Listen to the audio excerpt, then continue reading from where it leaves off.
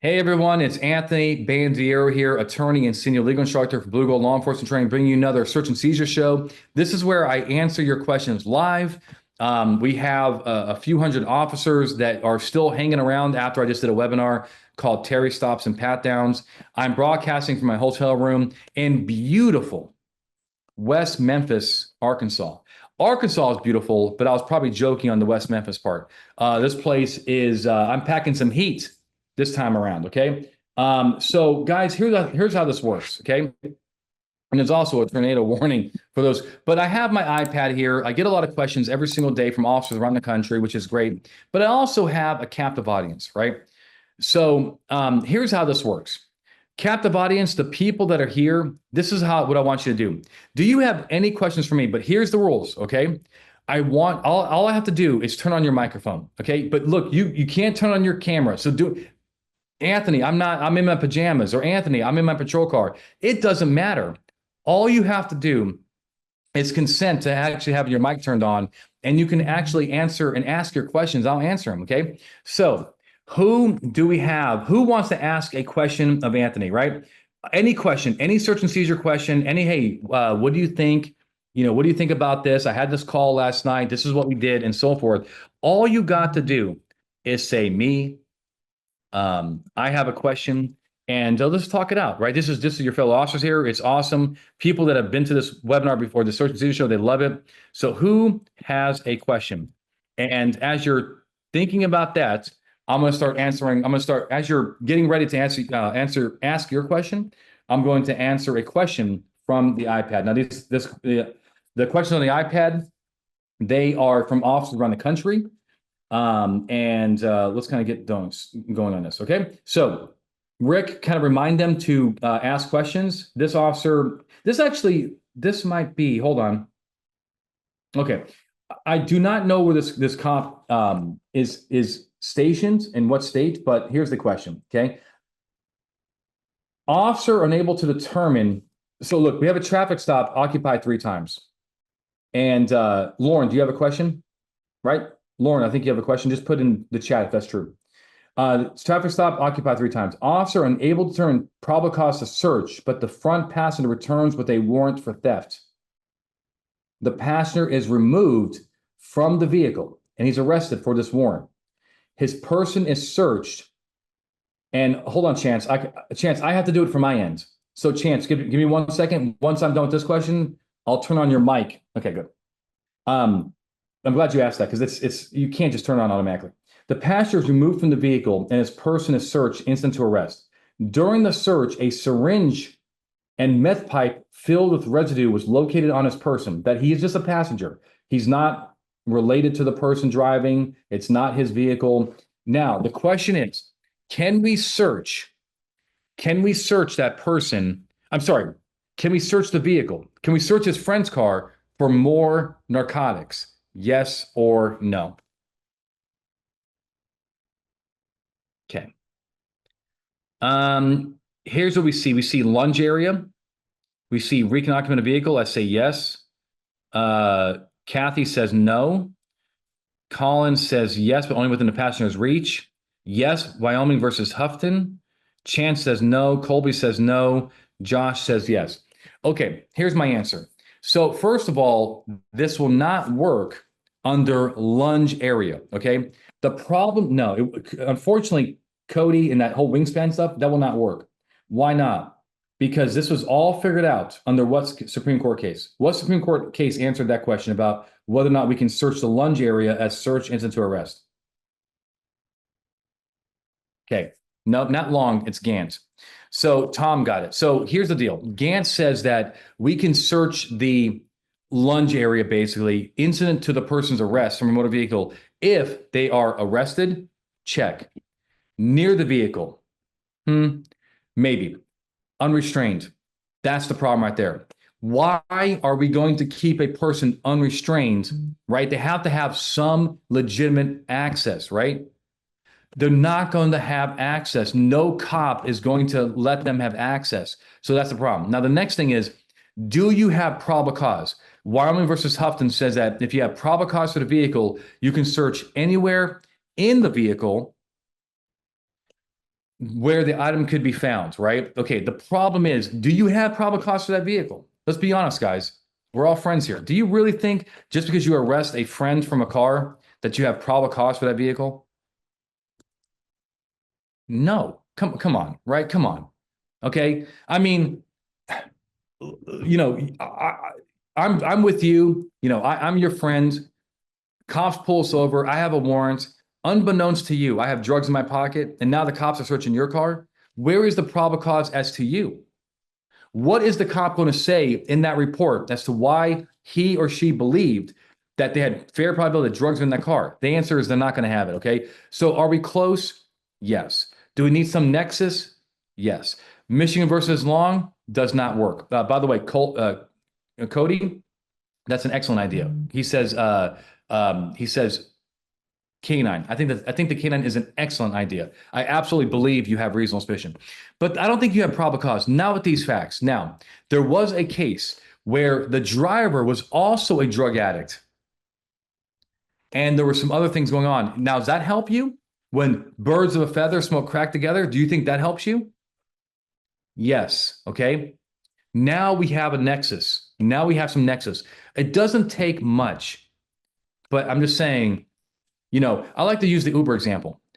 If I'm in Uber, I'm a passenger, and somehow the cop, identifies me lawfully, and he arrests me. Are you going to search the Uber's car? The answer is probably not, right? Also, Michigan versus Long does not work because Michigan versus Long is a protective sweep case, and you have to have a person that's unarrested.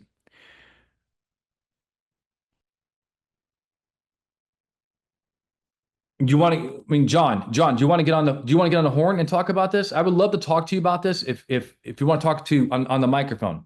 Okay. All right. Who's up, Rick? Remind me. I'm sorry, I should remember this, but who is it? Chance? No, it's Chance. It's Chance. Okay.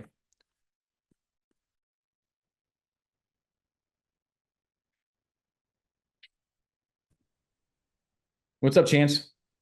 Hello. Hey, buddy. So, What state are you in? Texas. Friggin' love However, Texas. I'm a federal agent. Nice. Okay, so look, so we're gonna be talking about federal law here. Correct. Well, we have concurrent, so we can do either or, state or Okay. federal. Mm-hmm. But very long story short, literally last week, so I work for the National Park Service. We're inside of a Yep. national park, um, and we're in a parking area. It's within our boundaries. We're good to go as far as jurisdiction goes. Um, I roll up, I see a guy out by the picnic table. He's probably about 15 feet away from his motor vehicle, it's basically blocking a gate, which is against one of our regulations. Yep. So get out of the car. It's like, hey man, can you move your vehicle into the parking spot? And he's like, yeah, no problem. So cool. Walked away from him, dealt with another issue from another person. And as I'm speaking with that person, I turn back around. I see that he's now sitting inside of his truck with the driver's side door open. He's got the vehicle started and he's sitting there, but he's not moving the vehicle. So I decided I'm going to make some contact with him. I walk up there to make contact with him. As I walk up and I get within about 3 feet of the vehicle, the very strong odor of marijuana is emanating from the vehicle. Asked for his ID. He can't find it. He's digging around everywhere. I was like, hey man, just step out. As I told him to step out, he grabs his identification, hands me the ID. And he said, well, I was going to move my truck. And I said, no, I understand that, but now I smell the odor of marijuana. I said, so go ahead and just kill the engine and step out. And he killed the engine, stepped out. I said, is there marijuana in the vehicle? He said, yes, sir. There's marijuana in the vehicle. I said, okay, where is it? He said, middle of the console. I said, okay, go ahead and retrieve that for me. He retrieved it. So at that point, I had the ID in my hand and I had the little about a gram of marijuana in my hand. Walked to and I said, "Hey, let's go to the front of your vehicle." So I moved to the front of his vehicle just to get him away from the cab. And I said, sit right here. I'm gonna go put this in my truck. I said, I will be conducting a PC search of your vehicle. He said, okay. Walk back, put the marijuana, secure the marijuana, and I come back up to him and I said, hey, I need to pat you down, make sure you don't have any weapons. I said, do you have any weapons? And he said, yes, sir. And I said, okay. I said, where are they? And he said, and he hesitated a little bit. And then he said, well, it's inside of my truck. And I said, is it a firearm? He said, no. I said, is it a knife? And he said, yes, I have a knife, I believe. And yeah, I think that's it. And I said, okay, Hmm. well, I'm just going to pat you down for weapons. He said, and so he turned around. I patted him down, conducted the PC search and whatnot. From the rest of that point on, I didn't find anything, any other contraband in his vehicle and whatnot. I get called to my chief's office, and he's like, "You did an illegal pat down." I said, "Well, I don't believe I did an illegal pat down." He said, "Well, what were your elements?" I said, "Well, I had probable cause that a crime was occurring," and which he did actually get cited for that. Hmm. Um, and I said, he admitted to having weapons. And he said, "Yeah, but he was inside, it was inside the truck." I said, "That's fair." I said, "But the driver's side door he left open to his truck and he knew where Hmm. that knife was. I didn't." And so that was kind of our debate. Now, I didn't get any Right. trouble for it, but Sure. I'm still talking to. And I was like, well, okay. Because he believes that it would be very, very, very questionable if that pat down was legit or not.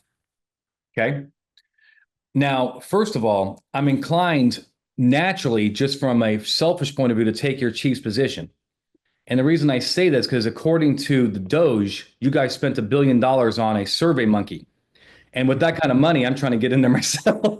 I mean, if they're giving Yeah, me no, I hear you there. Trust me. you're giving me $1 million for survey monkey, what can I get out of it? You know what I mean? Yeah, I hear you. Trust me, they need to give us pay raises first. Yeah, I mean, yeah. So look, besides my $5 billion contract for teaching search and seizure that I wanted to pitch these right. guys to Now, MPS. let me give you a little bit of context. Go I ahead.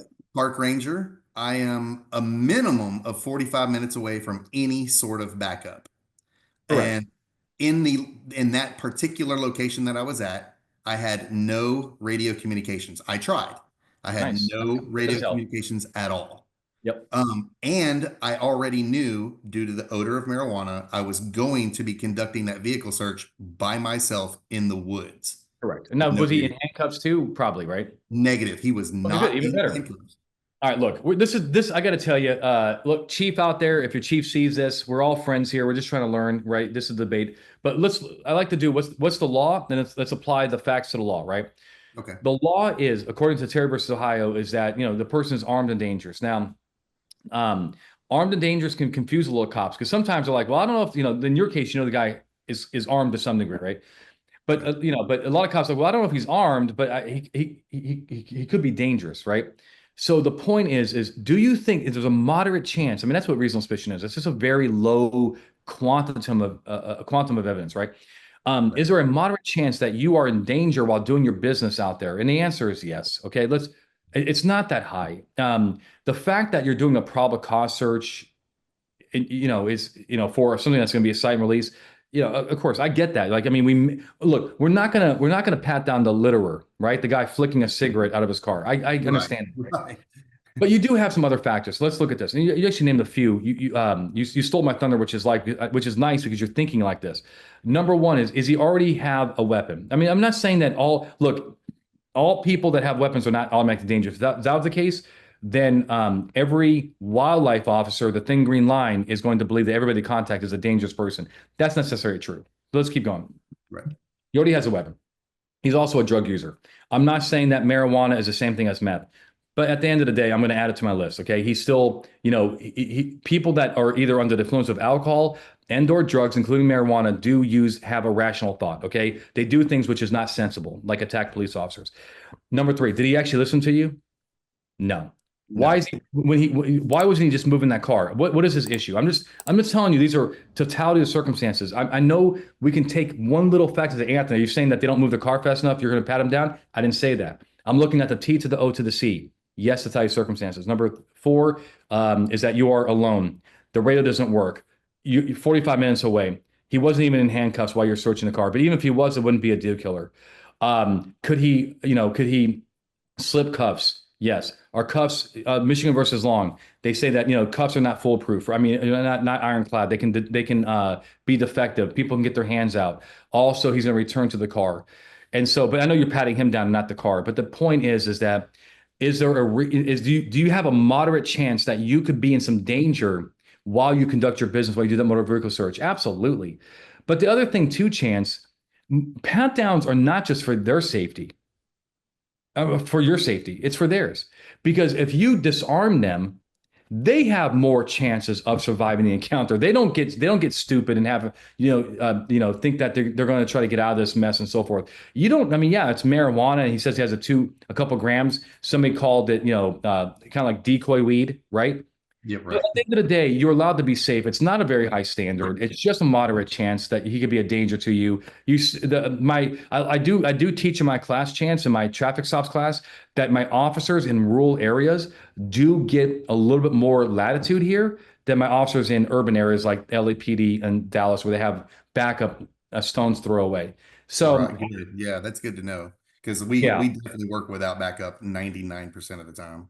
yeah. John says, was he intending to make a custodial arrest? No, he wasn't, because this is going to be a cite and release, John. So the guy, if all thing works out, he's going to find the marijuana. If that's all he finds, he's just going to let the guy go. So, Correct. but no, I really, Chief, if you're listening to this, your officers sound like they, I know. Look, I respect the debates. That's why we're here. If it was black and white, I would be out of a job. Yeah, yeah, and 100%. And I don't want to. I'm not trying to bag on my chief at No, all. you're He not. You're not. he But is you're looking for good at the end feedback. of the day, and Yeah. we met with mutual terms. Basically, his resolution was, hey, you know what? From now on, just kind of maybe ask them first, even if you do have the capability of demanding. And I said, okay, I can deal with that. That's fine. Look, But actually, I'll tell you that, Chance. I do teach that too. I always teach that. Hey, look, it's a blessing and a curse. Before Mike, I'm going to ask to turn your mic on in a second to ask your question, but I will tell you, Chance, there is a problem with that. Here's the problem. If you're in your head are going to be like, hey, if he denies consent, I'm going to pat him down anyway, then I got to tell you, a defense attorney is going to attack that, because they're going to say, Officer Whittington, right? You believe yes, that my client was armed and dangerous even before you asked him for his consent? yes. Okay. Well, just so I get this straight, you're telling me that you think my client is so big and bad and dangerous, and your danger, your safety is at issue. Why are you asking my client to be safe then? Why are you asking his permission to be safe? If you thought you had it, why are you asking his permission? Why don't you just do it? Why don't you just do the pat down? The reason you didn't ask, officer, is because you don't believe it. Because you're just hoping he gives you consent, so you don't have to justify, because you don't even believe your own articulation. Isn't that correct? You get my point. No, Um, yeah, I do. I will tell you that my urban prosecutors, they have dealt with this whole consent with pat down issue for many, many years. They get through it, but they are telling me that more and more defense attorneys are attacking the cops on this issue about, why are you asking my defense to be safe if you really believed it. I get it. I get it. No, Uh, I appreciate your input on it, and it's well considered, and I appreciate it. And like I yeah, said, at the end of the day, I'm not in trouble, and we're all good. that's But good. It's I it's good just wanted to dialogue. make sure I could reach out to someone else's opinion about it. Okay, but I just last the most important thing is that I'm a GSA approved contractor. Let's get to work, okay? Let's get the Let's the do Hey, it. all I gotta say is the Forest Service has hired me. So why are you slacking? Okay. Right. You got training at bluetogold.com. Let's get this thing started. Fair, All fair. right, see you, Chance. Thank you. All right, no problem. Okay, Michael. Which Michael is this? A lot of Michaels here today. Common name. Where is Michael? Oh, because you put your hand up? Where's Michael? Oh, there. Yeah, yeah. And now, Lauren, do you have a question too? Just say yes or no. Hey, Mike, what state are you in? New York State. Oh, I'm sorry. Yeah, Whatever I your feel that. question is, I'm gonna tell you no, you cannot do it. But let's at least go through it. Probably, yeah. Probably. Go ahead. So this is related to DWI investigations in Miranda. So some facts behind this one: unknown crash into a tree. Responding officers get there. Vehicles on fire. The driver and passenger out of the car. Speaking with both of them, I finally get admissions from the driver that she was in fact driving, odor of alcohol, vehicles on fire, and all that. She gets transported to a more intensive care hospital 45 minutes away. Me and my partner end up getting there about an hour later. So on the way to the hospital, speaking with an investigator, I'm thinking, hey, do I have to read Miranda first due to the natures of the question I'm going to ask? and her being under arrest-like conditions almost because she is bound to a hospital bed. And Okay. he argued, no, you would treat it like a roadside interview. Just want to get your thoughts on that. Okay. So Miranda is required. Let's do some foundations and apply the facts of the case. Okay. Miranda is required when three conditions are met at the exact same time, right? I call this the trifecta. Okay. Number one is arrest-like custody. Number two is interrogation. Are you asking questions that are, reasonably foreseeable that they're going to elicit an incriminating response, right? That foreseeably would cause them to say something that can incriminate them. And number three, Yeah. are you a known officer, right? Miranda does not apply to undercover officers. It does not apply to CIs. It does not apply to the jail context when they're in jail talking to an undercover agent. Okay, that's Illinois versus Perkins. Let's go. Really, what this is all about is probably number one, because you are a known officer. Clearly, you have a uniform on, and you are asking them questions that potentially can incriminate themselves. The Yep. first question is really at stake here. Arrest like custody. Are they under arrest? Like, did you tell them they're under arrest? Nope. Do they know they're going to jail at this point necessarily? No, but during the interview, just to cut to the end, we didn't end up reading Miranda first, and at probably 5 minutes in, she asked if she was going to jail, and I said no, You said no. because at that point she wasn't under arrest. That's what I'm talking about. Good, but that's Behealer. Behealer is this Supreme Court case that talks about when you tell people they're not under arrest, it actually is a very good way to keep them out of custody, right? I mean, custody is really it's an impression, right? I mean, it's arrest like custody. Like, is my surrounding circumstances similar to how a person would feel under arrest? Does that make sense? Now, Yep. you said they're confined to a hospital bed. You didn't confine them to a hospital bed. Are they confined to a hospital because of their own injuries? Yeah, due to her broken arm and potential Yeah. head injury. I mean, you didn't put handcuffs on them, did you? Nope. Okay, just because they can't get out of the bed and jump off is because they're connected to an IV or whatever. That's not your problem. Okay. All right, look, at the end of the day, this is not arrest like custody. Okay. I have a 8-hour class on interview and interrogation law. So you can imagine I go into all these scenarios. Okay. There are plenty of cases talking about hospital interviews. I'm not going to tell you that there's not a best practice here, or if you have if you have a debatable case, read Miranda. I'm not, what it is, right? But at the end of the day, simply having a conversation, a roadside interview, like your sergeant kind of said, right? Having a roadside interview with a person who's confined to a hospital bed on their own doing, right? Meaning that's their own, that's what happened because of their accident. You had nothing, you did not control their status of being in bound to a bed. And just asking them questions and not making them, not telling them they're under arrest and not badgering them and just try and get the facts of what happened in the case. That is not in custody under Miranda. All right, perfect. Thank you. Appreciate that. Yeah. Also, do you mind if I tell you two more things? Sure. Just because we're having a conversation, maybe people find this interesting. A lot of times, look, I will tell you that the first thing is if you're like talking to this person, you're like, yeah, this person is really cooperative. They really want to tell their side of the story. Yeah, sure. If you read Miranda, it's probably, it's helpful, right? Get that waiver and then you don't even have this issue. But if you're thinking to yourself, look, I don't think they're in custody. And they're probably, if I read Miranda, they're probably invoke. Here's my advice. Push forward. Because there is no Miranda violation at all unless something happens first. As far as like, even if they were in custody and like looking back at it, nothing bad happens unless one thing happens first. The prosecutor uses those comments in their case in chief.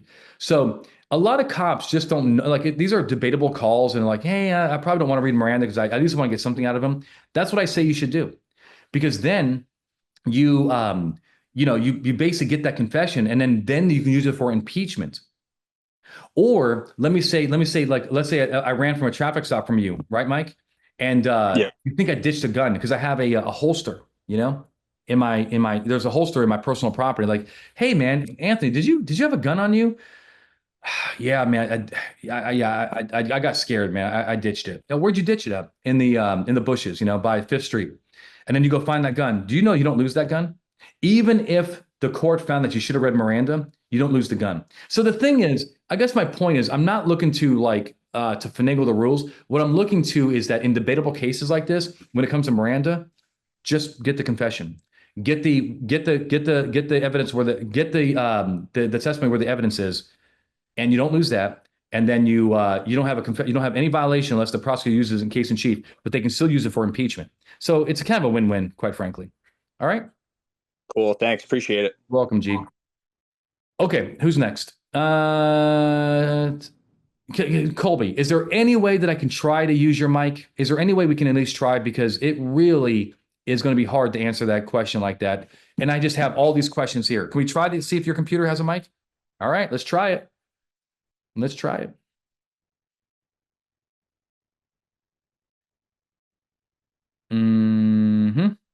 All right, let's see if it works. You there? Okay. All right. What about my phone? Can you just call me on my phone? Just call me on my phone, and then I'll put you on speaker. It's very hard to do. It's very hard to do this without talking.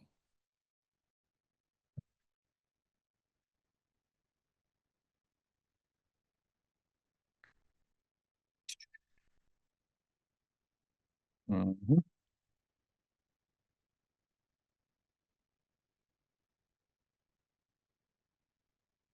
All right, you calling? You out of minutes?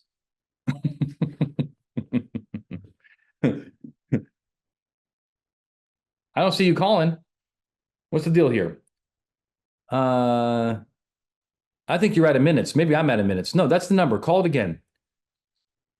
702-499. No way. But hang up and call again. There's no way. This number is, this thing is not ringing. Oh, hold on. Shit. Maybe we have a problem. Call again. maybe I messed up. Call again. Some monkey business around here. There we go. All right. Hello. Hey, and then mute your computer. Or turn down your sounds because it's going to be feedback. Okay, 1 second. Okay. All right. Hey, Rick, can you hear Colby? Okay. All right. Let's rock. Okay. What do you got? Okay, so I'm driving down on the road. I see a vehicle in front of me. It doesn't have a license plate on the back of the vehicle. So I conduct a traffic stop on the vehicle for no registration. I approach the vehicle, speak with the driver, and inform them the reason why I stopped them. And they tell me, oh, I have a temporary moving permit. So in Nevada, we have these annoying. I know in Nevada. I teach. I know in Nevada. I'll explain. Yeah. The postcard thing on the front window, right? Yeah. On the window. They pull it off, show it to me. Appears to be valid. I check the VIN with the permit. Appears everything's good to go. No other traffic violation was observed. At that point, did I have the ability to then request the driver for their driver's license and insurance? Okay. So let me give you some context. And look, I didn't mean to cut you off because I was a trooper in Nevada. I don't know if you knew that, but I know all about this. I also teach for, Las Vegas Metro. So I know all about these temp tags. I have videos on it, and it's I can tell you it is the debate of the century in Nevada. Okay, temp tags is the debate of the century. But look, let me just try to tell you what I think is going on here in order to make a case law. Now, for those who are watching this, and you're not going to have any context because most civilized states do not put temp tags on the front windshield. They put them on the back plate, right? Or in the back window. But because Nevada is hokey with their tags, they refuse to get with the times and make it easier for cops and the public to. Okay, so now that's the first thing. So the first thing is, I do not, and I just I want to throw this out there because I think a lot of your friends in the Washoe County area are going to watch this. They're going to say, hey, the first thing is, can we even stop somebody with that tag? Let's say it's daytime, there's no tint, and we see this piece of paper the size of 1/4 piece of a paper. Can we even stop that vehicle just to verify it is valid? Colby, what is your answer? I'd say no. Correct. Because you cannot, that's not reasonable suspicion, right? Okay. The next thing is most of the time you're not going to see it because you work nights, they have tints, you just don't see it because of their seat is blocking it, whatever. So far, so good. Now, it gets a little tough, okay?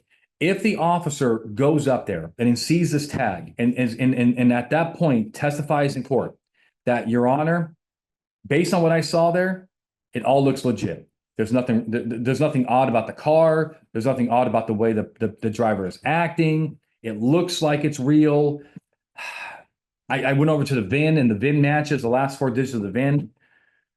I got to tell you, I mean, the best argument is State versus Torres, Nevada Supreme Court, 2016, approximately, right? Maybe a little bit before or after. But and what they said is that if your reasonable suspicion is dispelled, you can't continue seizing the person just to verify that their license is correct or their ID is correct when you don't have reason. This is on a pedestrian stop, but for a curfew in Elko. But you just can't continue detaining people without reasonable suspicion, without reason to believe that they're violating the law. So if my officer is in court and I ask that officer on the stand, hey, I'm a defense attorney, hey, do you have any reason to believe that there is, after looking at that tag, there's any reason that the violation is continuing, that there's anything going on?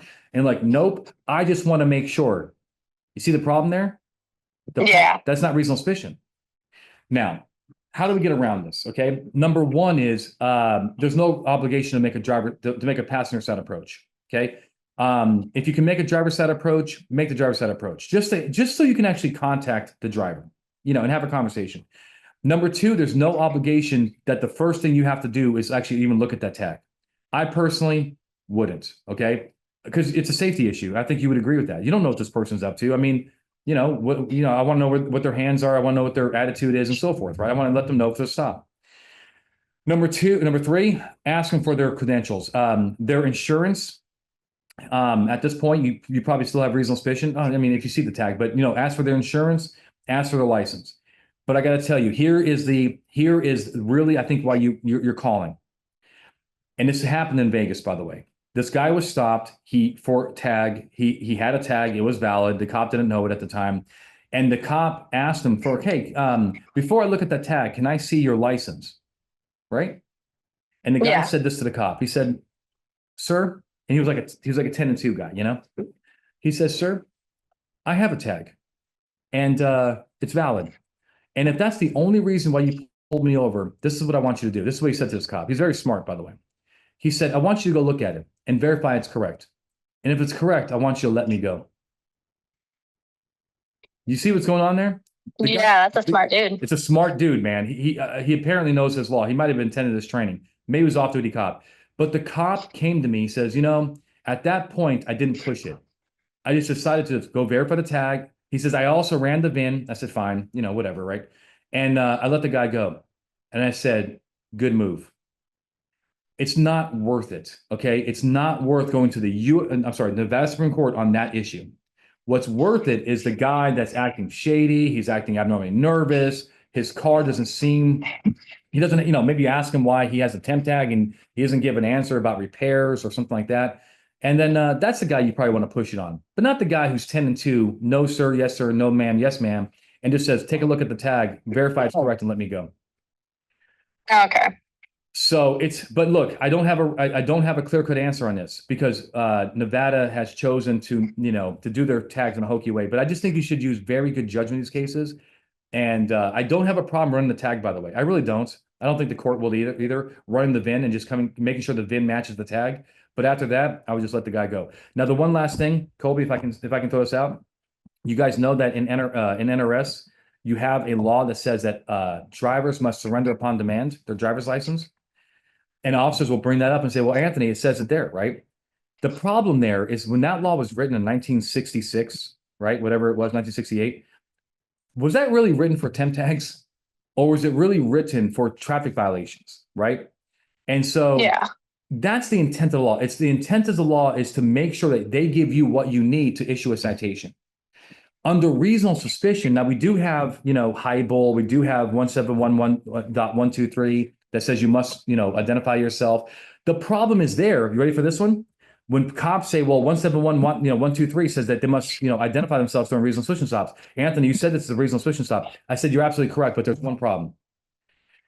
The stop and identify statute in Nevada is also intended to complement your investigation, right? To complement your domestic violence investigation, to complement your car prowlers. In other words, if getting that ID is not going to move your investigation forward, then why would you arrest them? You know what I'm saying? Like, we don't identify people as a procedural matter. We identify them because it helps our investigation, which would happen in Hypel, which is, of course, it would help us in a domestic investigation. Who is this person? Did they have prior history for domestics and so forth? Most of the time, Colby, I'm hoping I'm not, berating this issue too much for you, but I think it's interesting. But most of the time, running their ID is going to help you figure out whether or not they committed a crime. Yeah. But here, it doesn't really help. Because a history of registration thefts is not, well, maybe it does, but it's probably not going to help you. And that's, at the end of the day, that's what I believe. Okay. Just a tidbit of other information. So I did reach out to my city attorney, who made the argument that it was very unclear because he gave us two different answers. But one of the answers was that if the tag is good, that we still should request the driver's license. And the only way to determine if that DL is valid, because they are driving on a public roadway, is to then go run the driver's license. Correct. Now, actually, I want to tell you that I have a case on that. It's not out of Nevada. It's out of the state of Illinois, where it was a registration violation. They thought that the person maybe had an unregistered vehicle. They stopped it. The person was valid. The cop asked for ID, and the guy says, I don't have a license. The driver said, hey, you can't even ask me for my ID. The court rightly said that's not the law. You can certainly ask for ID, right, during a traffic stop, right? The problem that I have, though, and maybe your city attorney would agree with this, is push comes to shove. If you have nothing, if the guy's doing what the guy did in Vegas is like, hey, just run it and leave me alone. If he's doing that, I don't see how you can push it. Okay. Why would you take that guy why would you take him to jail over that? It doesn't seem reasonable. Like, it doesn't do anything, in my view. But it's debatable. But at the same time, we want to make good case law. I just wouldn't take that guy to jail, but I would take a guy that has something going on. It makes sense. I mean, something more than just leave me alone. I want to just keep driving. You know what I mean? Yeah. Because can I just tell you? Well, because the other thing I have with this, and again, I've been talking about this issue for years. Okay, I mean, Metro is my biggest client. I'm down there, 2 weeks a month teaching these guys, and it comes up all the time. And I'm like, think about this, okay? Oh yeah, we can demand ID and we can, stop them to make sure their tag is. I'm like, okay, check this out. You walk into the DMV in Nevada, and there's a big sign that says, welcome to the Nevada DMV, which you probably wouldn't say welcome because they don't like anybody there, but come on in and, come get treated like, like crap. It says, by the way, the sign says this, it says, if you get a temporary tag from Nevada, please note that police can stop you at any time and demand your license, run you, and so forth. Would that be reasonable, if that's what the rules are? And the answer is no, because they didn't do anything wrong. All they want is a temp tag, and Nevada has chosen to be podunk and put the thing on the front window and not the back, like every other state and so forth. And that's the problem with the DMV in Nevada. They just have not gone with the times. And that's why I'm careful on putting the onus and the penalty on the driver for just doing exactly what he's supposed to be doing. You know what I'm saying? It's just not really. Yeah, that makes perfect sense. Yeah, it does. Yeah. So anyway, you're awesome. Thanks for calling in. I think that really helps. And all right, anything else? Nope, that is all. Thank you so much. All right, thank you. Okay, look, that's what I got for you. I'm glad you guys came around and look, and Colby, I will tell again. I mean, people are going to watch this. I am not positive I got that right. I'm not. But I think I'm on to something here. I just want to make good case law, and I don't want to go to the mat on something that's so kind of weak as these temp tags in Nevada. I want something to mean something. Guys, thank you, Kyle, so much. Danny, you're awesome. I appreciate you. I'm going to let you go. It's 9 o'clock my time. I'm probably going to go outside and see if I can get blown away. And I'll see you guys next week. Oh, look, actually, we're doing another Search and Seizure show tomorrow. Rick, can you please actually hold on? You guys are not free to leave. You will be detained. Rick, where's that link? You will be detained. Kyle, you're not free to leave. Okay. Unless you click on this. No, Tom, you are staying too. Where's that link, Rick? I'm actually coming back tomorrow. I'm coming back tomorrow because I have too many questions. Okay. Hold on. Look at all these damn questions. Okay. I have too many questions. Okay. So do me a favor, please. I'm begging you, not begging you. That's the wrong word. I'm asking you respectfully to sign up for tomorrow.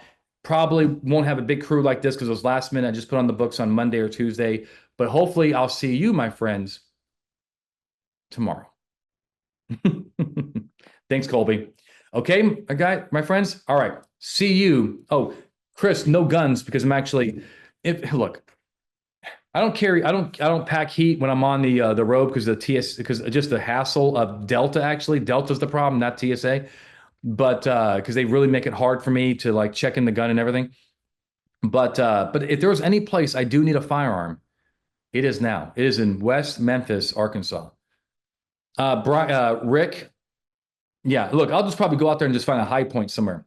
Hey, Rick, can you put the link again so these guys can get it and Chris can sign up and Brian can sign up?